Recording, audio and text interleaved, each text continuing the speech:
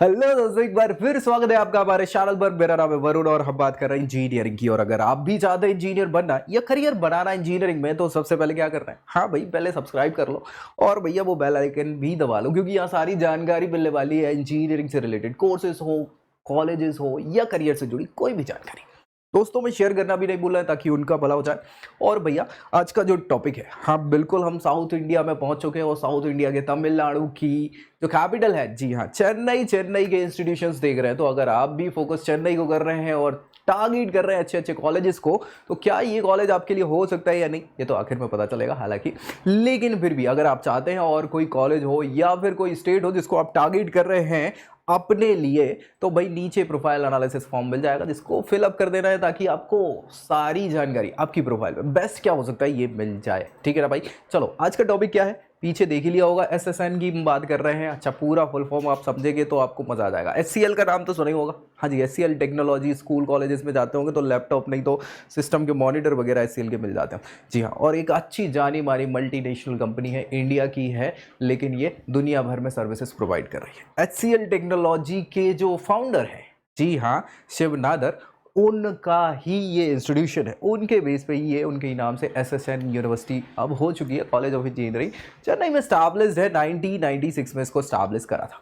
ठीक है भाई, बहुत अच्छा कैंपस आपको देखने को मिल जाएगा, बहुत सारी चीज़ें आपको मिलेगी। धीरे धीरे हम सारी डिस्कस करेंगे आगे चल के, लेकिन हाँ ये दोस्तों पे शेयर करना नहीं भूल रहे हैं, क्योंकि दोस्त होते किस लिए भाई, जी हाँ। ये सारी चीज़ें आपको मैंने बताई दी है, कोयम्बतूर के आसपास आपको ये मिल जाएगा, उस हाँ मतलब पास में ही पड़ता है, ठीक है।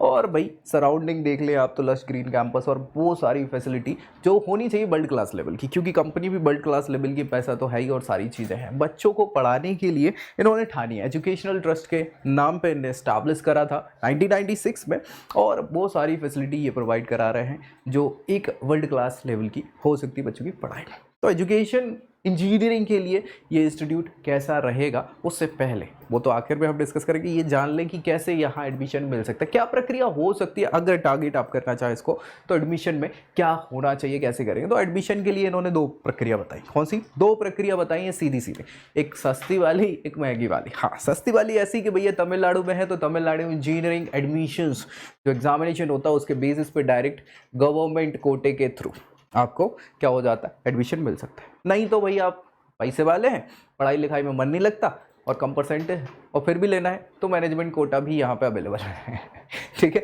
इन दोनों बेसिस पे आप यहाँ एडमिशन ले सकते हैं, लेकिन उसके लिए क्राइटेरिया अलग अलग होगा। तो एडमिशन की चीज़ें तो मैंने बताई थी आपको, मेरिट के बेस पे हो जाती है सारी चीज़ें। एलिजिबिलिटी के लिए कक्षा 12वीं पास होना, 12th पास होना ज़रूरी है, पीसीएम हो बढ़िया है, 50% 45%, ये डिपेंड करता है जनरल कैटेगरी से हो या फिर रिजर्व कैटेगरी से।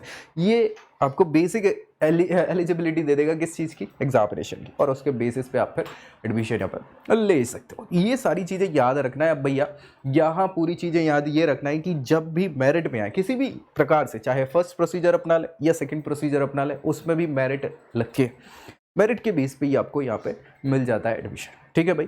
क्या है फीस स्ट्रक्चर, क्योंकि हमें ये पता है कि भाई प्राइवेट यूनिवर्सिटी नाम अच्छा है, हाँ बहुत अच्छा नाम है, बिल्कुल चाहता है हर एक बच्चा कि मेरे को यहाँ पे एडमिशन मिल जाए, लेकिन उस हिसाब से फीस स्ट्रक्चर भी है। इन्होंने फीस स्ट्रक्चर जो आप देखेंगे दो अलग अलग है, एक जनरल कैटेगरी, जनरल कोटा जिसको बोलते हैं, गवर्नमेंट के थ्रू TNEA एग्जामिनेशन के थ्रू आपको एडमिशन जो मिलता है तो उसके बेसिस पे फीस कम लगती है।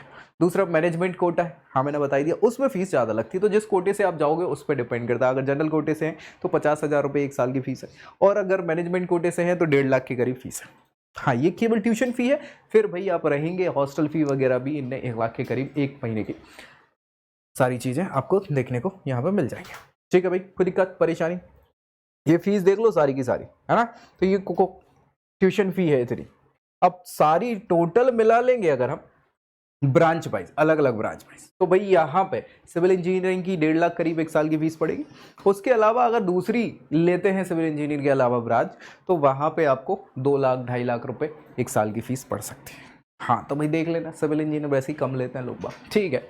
और इसके अलावा हॉस्टल फी की बात करें तो 1 लाख रुपए करीब रहने खाने की फीस यहाँ पे है। तो टोटल मिला ले 3.5 लाख, 3 साढ़े 3, अलग अलग डिपेंड करता है कौन सी आपने कोर्स लिया हुआ है।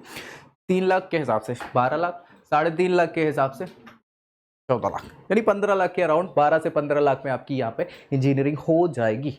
अच्छी बात है, हर कोई अफोर्ड नहीं कर सकता, ये सच्चाई है। तो अगर आप भी चाहते हैं एक फीस अफोर्डेबल आपके लिए कौन सा कॉलेज अच्छा हो सकता है आपकी प्रोफाइल के आधार पे, तो नीचे प्रोफाइल एनालिसिस फॉर्म फिल जरूर कर दीजिएगा ताकि आपको समझ में आ जाए कि आप किस लिए बेस्ट हो सकते हैं। बढ़िया। इसके बाद यहाँ पे आती है कट ऑफ, क्योंकि मेरिट के बेस पे आपको यहाँ पे मिलेगा एडमिशन, तो कट ऑफ तो ज़रूरी है और ये सारी की सारी ब्रांचेस के हिसाब से इन्होंने कट ऑफ बताई हुई है। देख लो भैया, ओपनिंग और क्लोजिंग, इसका स्क्रीनशॉट जरूर ले लेना ताकि आप भी अगर इसको टारगेट करें तो आपको समझ में आ जाए कि ऑल ओवर हमको किस परसेंट पे आना है, किस कट ऑफ तक पहुँचना है, ताकि हमको वो पर्टिकुलर ब्रांच जो है मिल जाए। ठीक है भाई, कोई दिक्कत परेशानी? यहाँ पे शुरुआत आप देखें तो इलेक्ट्रॉनिक एंड कम्युनिकेशन के लिए 38 से स्टार्टिंग हो जाती है। हाँ, ये कट ऑफ है 38 स्टार्टिंग है और अंत तो लास्ट तक चलता है 1200 के करीब तक, लेकिन फिर भी आपको स्टार्टिंग भी डिपेंड करता है। ठीक है भाई, चले। इसके अलावा इन्होंने रिकॉग्निशन बताया, क्योंकि नाम तो अच्छा है ही, तो इसके कारण इन्हें बहुत सारी चीज़ें NAC के द्वारा A++ ग्रेड मिला हुआ, और ये प्लस ग्रेड मिलना मतलब बहुत बड़ी बात होती। क्यों होती है? क्योंकि यार यहाँ बहुत सारे अलग अलग चीज़ें जो है इंक्लूड की जाती हैं, अलग अलग कॉलेजेस की। हाँ, पैरामीटर्स होते हैं, उनके बेसिस पे आपको पॉइंट्स मिलते हैं, और 4 टोटल पॉइंट होते हैं, उसमें से 3 पॉइंट समथिंग हाँ इनको मिले हुए हैं 3.55, जिस पे A++ इनको ग्रेड मिला, बड़ी बात होती है। इसके अलावा अलग अलग इन्होंने ये बताई हुई है, AICTE अप्रूवल है ना, NBA नेशनल बोर्ड और एक्रेडिशन, उसका भी एप्लीकेशन इनको मिला है UGC के द्वारा, है ना, ह्यूमन डेवलपमेंट मिनिस्ट्री के द्वारा, और ये सारी चीज़ें तो तमाम अच्छी अच्छी चीज़ें इन्होंने बताई दी, और अच्छी बताते हैं लोग, बहुत बुरी थोड़ी ना बताते हैं। बीटेक के स्पेशलाइजेशन हमने डिस्कस कर ही लिए हैं उस कट ऑफ वाली टेबल पे, लेकिन अगेन आप देखना चाहें तो ये आपके ऑप्शंस हैं बेसिक टू एडवांस, सारी वही ब्रांचेस हैं जो कि चलती हैं। हाँ, civil, mechanical, electrical, electronic, computer, information technology, है ना, केमिकल, बायोमेडिकल, तो ये सारी ब्रांचेस हैं जिससे आप चाहें एडमिशन यहाँ पे ले सकते हैं। प्लेसमेंट के रिकॉर्ड जो इंपॉर्टेंट है, क्यों इंपॉर्टेंट है? क्योंकि भाई हम जो भी कर रहे हैं, क्या कर रहे हैं भाई, 4 साल इन्वेस्ट, हाँ और क्या, दिमाग भी तो इन्वेस्ट कर रहे हैं, ये परिपक्व हो रहा है कि नहीं हो रहा है, तो उसके बेसिस पे प्लेसमेंट की क्या रिकॉर्ड्स हैं ये इंपॉर्टेंट हो जाते हैं। और इन्होंने बताए हुए हैं ये पूरे रिकॉर्ड्स, कैसे रिकॉर्ड्स बताए हैं कि इन्होंने कहा कि भैया सारे जो टोटल रिसीव्ड हुए हैं प्लेसमेंट वो 1315 है ना। हाँ भाई, उसके बाद 20 लाख वाले पैकेज जो है 77 बच्चों को मिले हैं, उसके अलावा 10 लाख वाले 315 बच्चों, और 1,17,00,000 का हाईएस्ट पैकेज क्या है जो कि किस एक बच्चे को मिला होगा, ऑब्वियस सी बात है। बाकी सारी चीज़ें इन्होंने बताई। सेकंड हाईएस्ट 82 लाख का कुछ पैकेज गया है। एवरेज देखें तो एवरेज बड़ा गड़बड़ है, क्या बोल रहे हैं, एवरेज सैलरी टॉप 10 बच्चों की 20 लाख 29 लाख के करीब, और 25 बच्चों की, टॉप 25% बच्चों की 20 लाख के करीब। लेकिन इन्होंने अगेन दिमाग से खेला, इन्होंने वो मेन चीज़ नहीं बताई जो बतानी चाहिए, क्या ये यार, ये तो टॉप 25% तक के रिकॉर्ड है, बाकी के 75% बच्चों का क्या। हाँ, on an average placement 5-7 lakh का।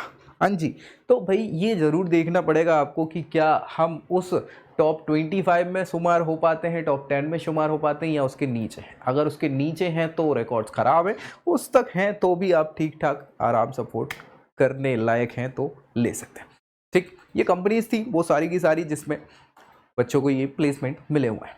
फिर स्कॉलरशिप की व्यवस्था भी यहाँ पे है, चूंकि फीस मैंने बताया कि 12 से 15 लाख रुपए हर कोई नहीं अफोर्ड कर सकता, तो क्या हो सकता है फीस वेव ऑफ के options as a scholarship. National scholarship portal पे जाके आपको सारी जानकारी मिल जाती है आपकी स्कॉलरशिप अवेल करने की, बस आप क्या हो, एलिजिबल होना ज़रूरी है। इसके अलावा जब एडमिशन ले रहे हूँ किसी इंस्टीट्यूशन में तो वहाँ के मैनेजमेंट से ज़रूर डिस्कस कर लें कि भाई आपके यहाँ कौन कौन सी स्कॉलरशिप चलती है, या मैं किस किस स्कॉलरशिप के लिए अवेल कर सकता हूँ, एलिजिबल हूँ कि नहीं हूँ, क्या कैसी चीज़, उसमें डिपेंड करता है। देखो स्कॉलरशिप अलग अलग हो सकती है, need based, merit based, sports कोटे से रिलेटेड, अलग अलग प्रकार की कैटेगरी वाइज, तो उसमें आपको देखना पड़ेगा आपके लिए क्या बेस्ट होगी। ठीक है, वो मैनेजमेंट बेहतर बता पाएगा।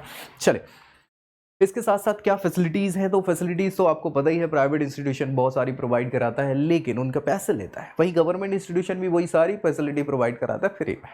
तो देख लेना, ये सारी की सारी बेसिक फैसिलिटीज़ हैं जो हर जगह इंपॉर्टेंट है और होना ज़रूरी है। अगर नहीं है तो पैसे वेस्ट करने की कोई ज़रूरत नहीं है। Health care, library, auditorium, wifi, fitness, sports, transportation, counselling cell, cafeteria, ये बेसिक फैसिलिटीज़ ही हैं किसी भी इंस्टीट्यूशन के लिए, तो ये कोई बहुत बड़ी चीज़ नहीं कहेंगे। हाँ, ये इंपॉर्टेंट चीज़ है जो आप पीछे देख पा रहे होंगे, ये नेटवर्क की बात है कि नेटवर्क कितना तगड़ा है। मतलब जब से स्टैब्लिश्ड हुआ है तब से आज तक की बात करें, 1996 से अभी हम बात कर लें तो ऑलमोस्ट इनको 26-27 ईयर्स हो चुके हैं एक्सपीरियंस, और इस एक्सपीरियंस में आप देखें तो आपके जो पढ़ाए हुए बच्चे हैं जो इस कॉलेज से निकले हुए हैं वो किस किस पोजीशन पे पहुंचे, वो नेटवर्क इंपॉर्टेंट होता है। तो वो नेटवर्क आप देख पा रहे होंगे, रविचंद्रन अश्विन, नाम तो सुना ही होगा, आईपीएल अभी देख रहे होंगे तो कल ही परसों के मैच में थे, ठीक है। अगेन नहीं भी देख रहे होंगे तो वैसे भी बहुत बड़ा नाम है इंडियन क्रिकेट टीम में, ठीक है। वो भैया यहाँ के एलमनाइज रहे।